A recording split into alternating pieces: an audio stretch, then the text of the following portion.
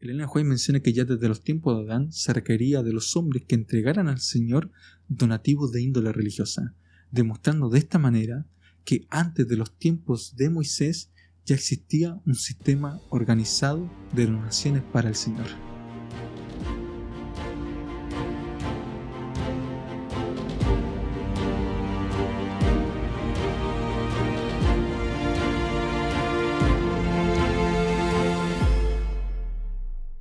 Hola a todos, bienvenidos a Escuela Sabática Simple, les habla el pastor Esteban Díaz.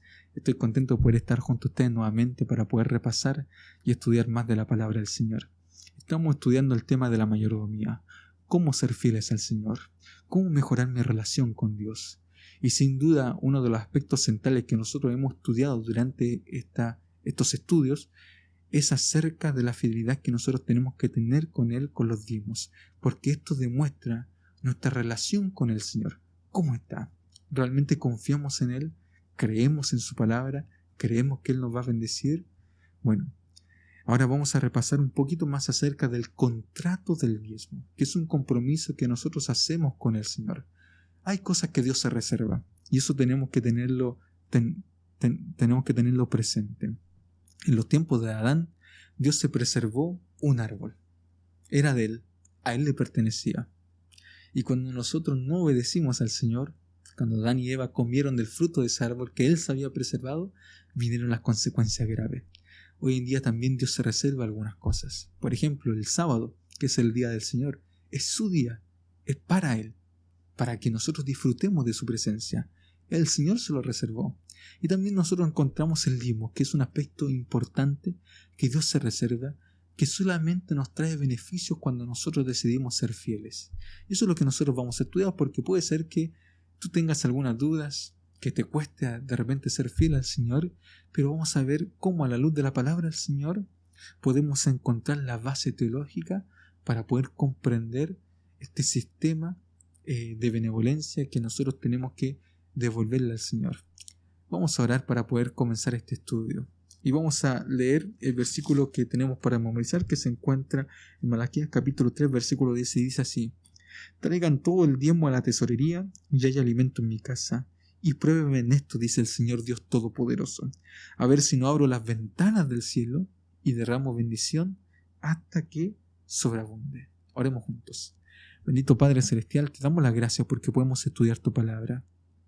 Podemos repasar y aprender más de ti, Señor. Sin duda a veces tenemos desafíos en nuestra vida. Pasamos por circunstancias complicadas. Pero Señor, queremos aprender a serte fieles. Queremos aprender a caminar contigo. Ayúdanos, Señor, cada día a decidir, Señor, a estar al lado tuyo, a decidir serte fieles en todas las cosas. Bendícenos, Señor, te lo pedimos en el nombre de Jesús. Amén. Muy bien, querido amigo, querida amiga. Vamos a estudiar la palabra del Señor. Y vamos a comenzar desde el principio.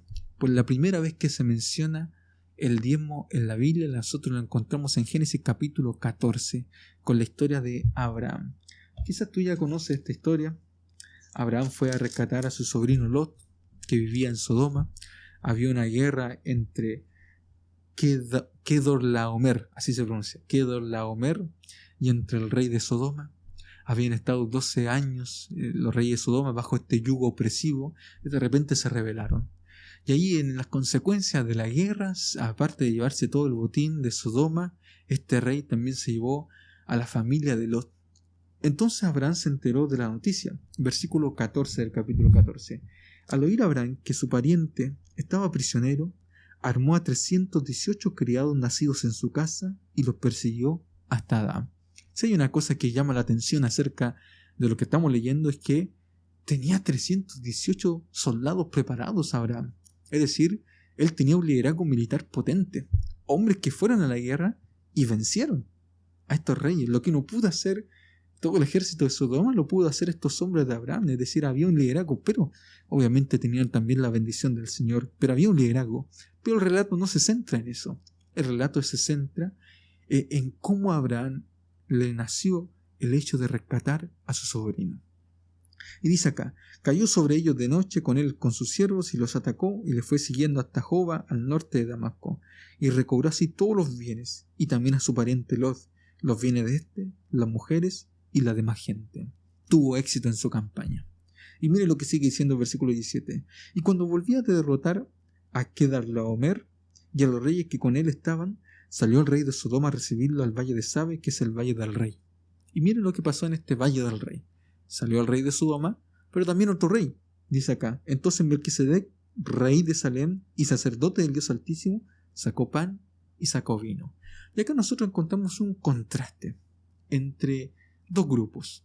Por un lado está Abraham y Melquisedec, que ambos emprenden una campaña o van, ¿cierto?, con un corazón de agradecimiento, un corazón, ¿cierto?, que va dispuesto a adorar al Señor, no buscando recompensas, no buscando su interés personal.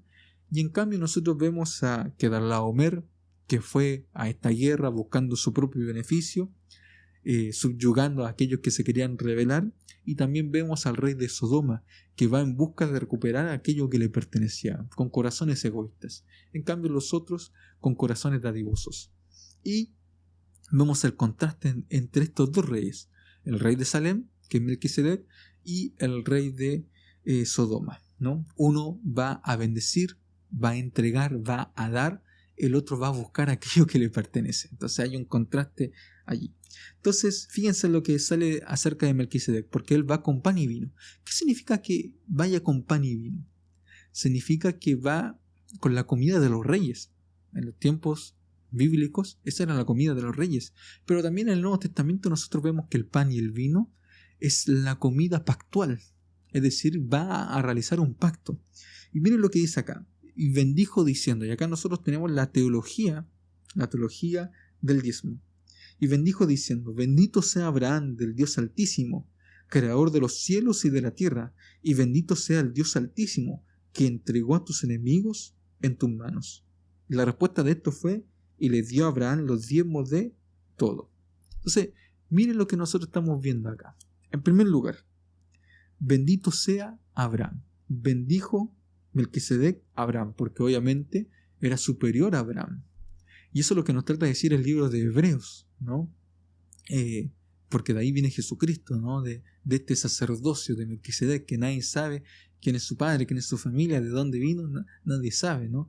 Bueno, entonces nosotros vemos acá que él bendice a Abraham, en primer lugar. Entonces, Dios siempre nos bendice a cada uno de nosotros. Dios siempre nos entrega a cada uno de nosotros. Y producto de la bendición del Señor, entonces nosotros le devolvemos al Señor lo que le pertenece. ¿Me hago entender? No le devolvemos al Señor lo que pertenece para recibir su bendición. No, es al revés. Como el Señor nos bendice, como el Señor bendijo a Abraham, como el Señor nos entrega, como el Señor siempre nos da, entonces nosotros como respuesta le devolvemos aquello que le pertenece. Ese es un principio, ¿no? Primero viene la bendición del Señor y después la fidelidad del ser humano como respuesta a todo lo que nos entrega el Señor. En segundo lugar, también bendice a Dios por ser el creador de los cielos y de la tierra. Sin duda Dios es nuestro creador. Él te hizo a ti, Él me hizo a mí, y como creador Él se preocupa de sus criaturas y tiene cuidado con sus criaturas. Y el hecho de que Abraham devuelva el diezmo demuestra también que él reconoce a Dios como el creador suyo, pero no solamente suyo, sino también de los cielos y de la tierra. Por lo tanto, yo le devuelvo aquello que le pertenece. No le doy algo nuevo, sino que le devuelvo lo que ya le pertenece al Señor y reconozco que Él es mi creador.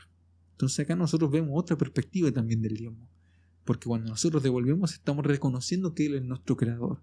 Pero no solamente Él es nuestro creador, no solamente nos bendice, sino también dice que acá entregó a tus enemigos en tus manos. Dios es nuestro protector. Dios es nuestro cuidador. Yo quiero preguntarte, ¿acaso Dios no te ha cuidado de circunstancias complicadas? ¿Acaso Dios no te ha salvado de alguna enfermedad? ¿No te ha librado de algún problema? ¿No ha hecho un milagro en tu vida? Ponte a pensar un poco. Cuéntame ahí en los comentarios. Dios siempre hace milagros. Dios siempre obra en la vida de las personas. Dios siempre está dispuesto a responder las oraciones y Dios está dispuesto a protegernos a cada uno de nosotros. Yo creo sin duda que el Señor te ha bendecido, que el Señor se ha preocupado por ti, que el Señor te ha protegido de algún mal, que el Señor ha hecho un milagro con tu hijo, con tu hija, con tu padre, con tu madre, en tu vida, qué sé yo, ¿no? El Señor ha proveído lo necesario en tu vida y siempre ha sido así.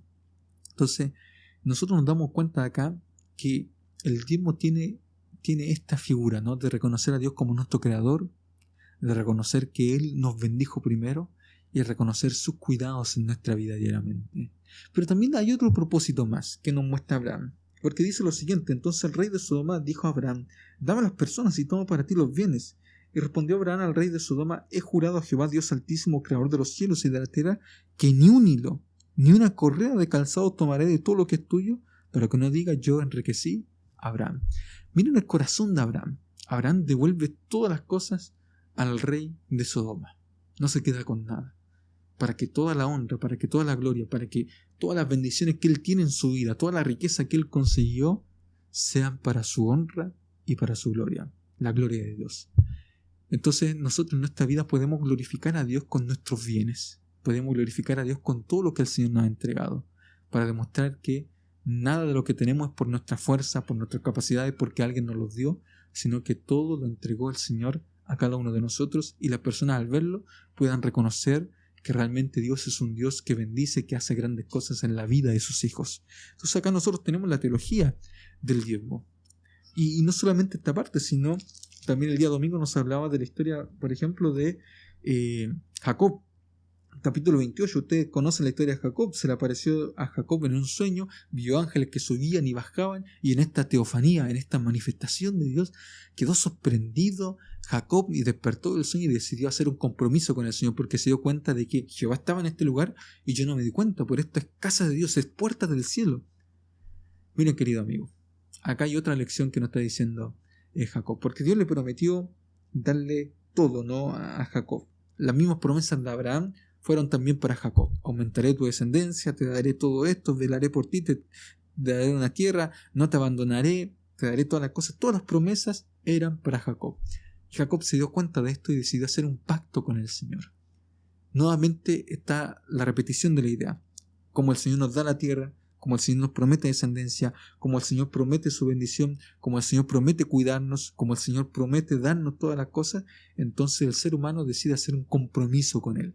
¿Y cuál es este compromiso? Bueno, si tú me das pan para comer, vestido para vestir, dice acá el versículo 29, y esta piedra que he puesto por señal será casa de Dios, y de todo lo que me des, el diezmo apartaré para ti. Nuevamente el reconocimiento. Todo lo que el Señor me da, el diezmo es tuyo, Señor. Todo te pertenece a ti. Entonces, lo que está haciendo Jacob es devolverle al Señor lo que a Él le pertenece. Es un voto solemne, y los votos con Dios hay que cumplirlos. No podemos fallarle al Señor, tenemos que devolverle. Y el diezmo tiene que darse. No es algo que nosotros podemos preservarnos. No es algo que nosotros podemos decir, no, ya no lo voy a dar porque me pasó esto, me ocurrió esto. No, es algo que tenemos que entregarle al Señor. Y el Señor dice más encima, pruébame. Ya el día lunes, si nosotros seguimos avanzando en nuestro estudio, se nos dice dónde nosotros tenemos que entregar este diezmo. Malaquías capítulo 3, versículo 10. Traer el diezmo a la casa de Dios. Traer el diezmo al alfolí. Y hay alimento en mi casa. Entonces el diezmo se tiene que llevar a la tesorería. A la tesorería. Entonces, en los tiempos bíblicos nosotros tenemos la tesorería, estaba en el templo. Y allí se tenían que entregar. Y las personas tenían que ir a dejar su diezmo allí. Inclusive muchas personas iban y lo dejaban en las 3 fiestas anuales en las cuales acudía todo el pueblo a Jerusalén. Estamos hablando de Pentecostés, estamos hablando de la Pascua y estamos hablando de la fiesta de los tabernáculos, donde todos acudían.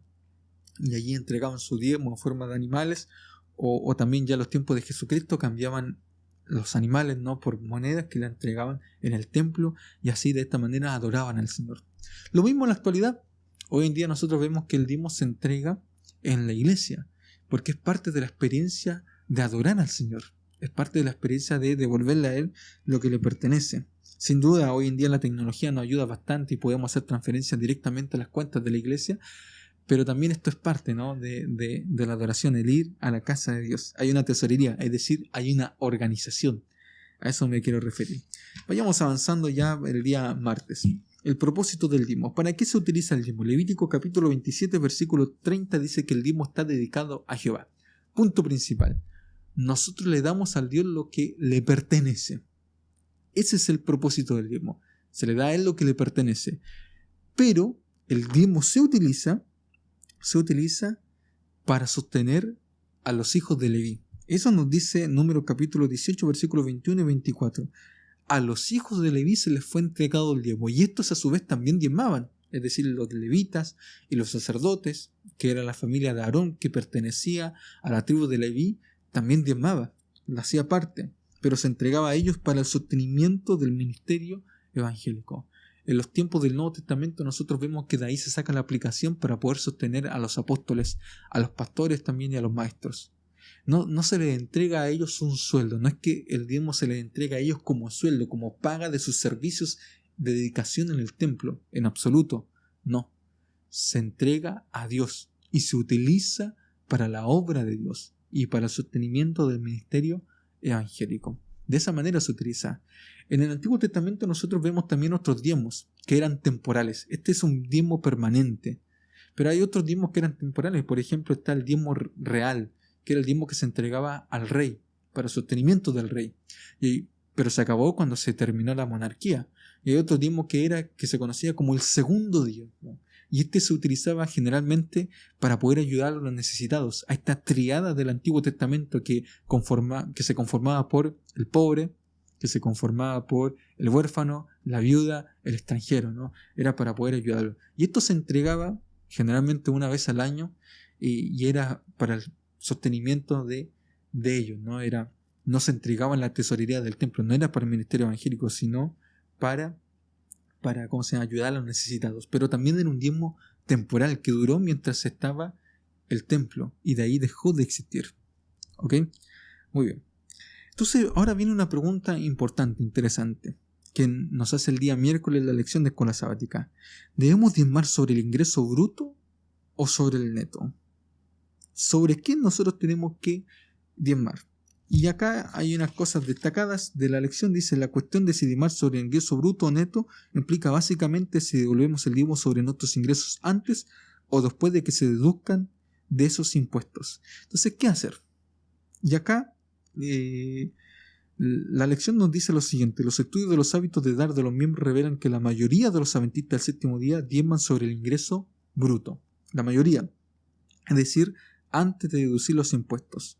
Entonces, por eso la Asociación General dice lo siguiente: el diezmo debe calcularse sobre el ingreso bruto de un asalariado antes de las deducciones legalmente requeridas u otras deducciones autorizadas por el empleado. Esto influye en los impuestos federales y estatales que brindan servicios y otros beneficios a la ciudadanía. Se pueden restar las contribuciones a la seguridad social. Entonces, se nos dice acá que primero se le entrega al Señor. Y la lección colocaba un ejemplo. Y este ejemplo se encontraba en 1 Reyes capítulo 17, versículos 9 al 16, que habla acerca de la viuda de Sarepta. Y esto es interesante lo que nos muestra la lección, porque realmente cuando fue el profeta y se presentó ante esta viuda de Sarepta, no tenía nada para comer, no tenía nada. Se iba a comer un pan, le iba a dar a su hijo y listo, se iban a morir, porque estaban pasándola muy mal. Pero resulta que llega el profeta enviado por el Señor, ella lo recibe como profeta y el profeta la desafía a ella: dame primero a mí y después van a comer ustedes y no les va a faltar, pero primero a mí. Y recordemos que el profeta era el representante de Dios, era el vocero de Dios, es decir, Dios hablaba a través del profeta, Dios se manifestaba a través del profeta, porque Dios hacía milagros a través del profeta, y el profeta hacía la voluntad de Dios, y Elías era un hombre consagrado, y en nosotros vemos que para la Biblia esto era un desafío. ¿Y por qué nos presenta esto la Biblia? Porque quiere presentarnos que en la situación más complicada que nosotros podamos tener, como esta viuda, tenemos que confiar en el Señor. Tenemos que ser fieles, aunque tengamos poco. De repente yo me he encontrado con personas que le dicen a los hermanos: oye, pero ¿cómo la iglesia te va a pedir si tú ganas tan poco? Si tú tienes una pensión tan baja, si tú recibes tan poco dinero y tienes tanto que gastar, ¿cómo vas a entregarle? La iglesia va a entender, Dios va a entender, Dios va a comprender. Pero en esta historia nosotros vemos que Dios desafía la fe de su hija. Y cuando ella decide aceptar y confiar en la palabra del profeta, es bendecida grandemente. Es increíble, pero nada nos va a faltar. Uno de repente tiene ciertos temores y también porque somos egoístas, pero en realidad cuando uno decide ser fiel al Señor con los diezmos, nada le va a faltar a uno. Por eso dice el salmista: joven fui y he envejecido, y no he visto justo desamparado, ni a su descendencia que mendigue pan.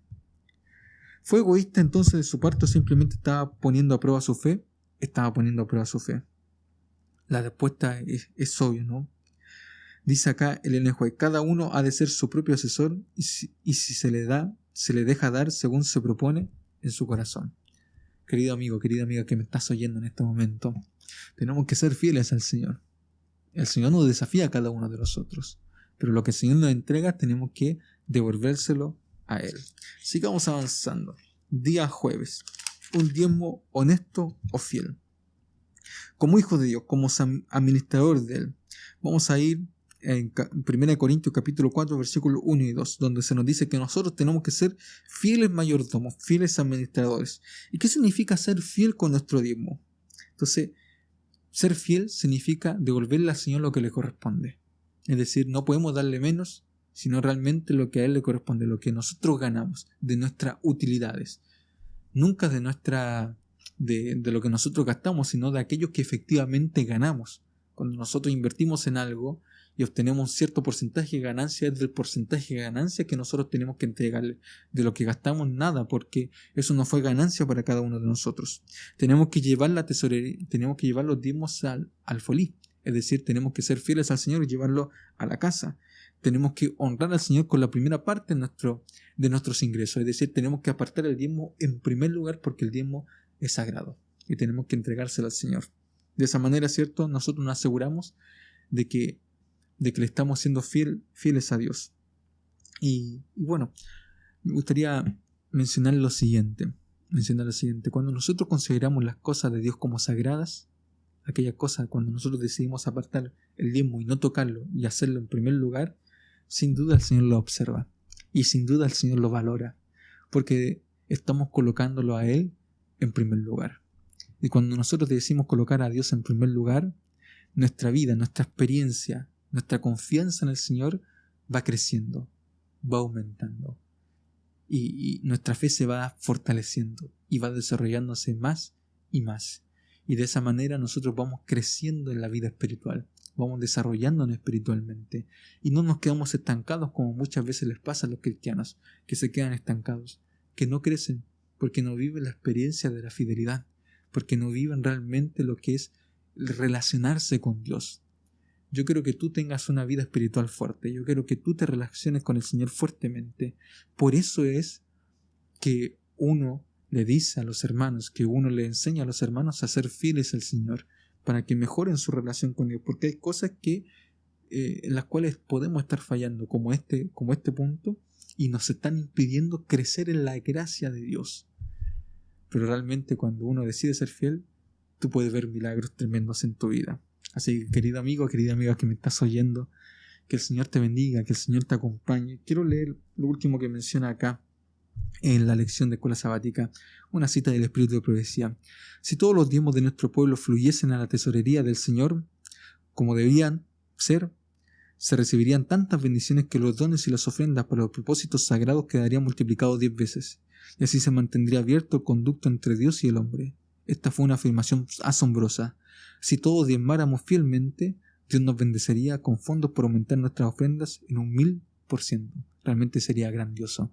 Que el Señor te bendiga, que podamos ser fieles al Señor. Un abrazo grande.